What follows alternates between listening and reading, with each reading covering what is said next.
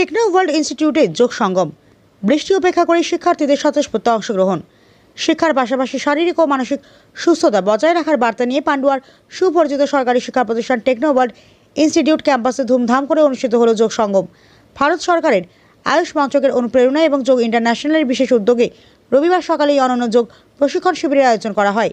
ভারত সরকারের নারী ও শিশু বিকাশ মন্ত্রকের আমন্ত্রণে অনুষ্ঠানে প্রধান অতিথি হিসেবে উপস্থিত ছিলেন বিশিষ্ট চিকিৎসক ডক্টর শীর্ষেন্দু পাল এবং জাতীয় পদকপ্রাপ্ত যোগ প্রশিক্ষক ও স্বাস্থ্য উপদেষ্টা শ্রীমতী শম্পা শেঠ।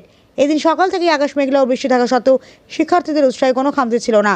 প্রতিকূল আবহাওয়াকে উপেক্ষা করে ইনস্টিটিউটের সকল শিক্ষার্থী, শিক্ষক, শিক্ষিকা, অভিভাবক এবং শুভানুধ্যায়ীরা অনুষ্ঠানে স্বতঃস্ফূর্তভাবে অংশ নেন।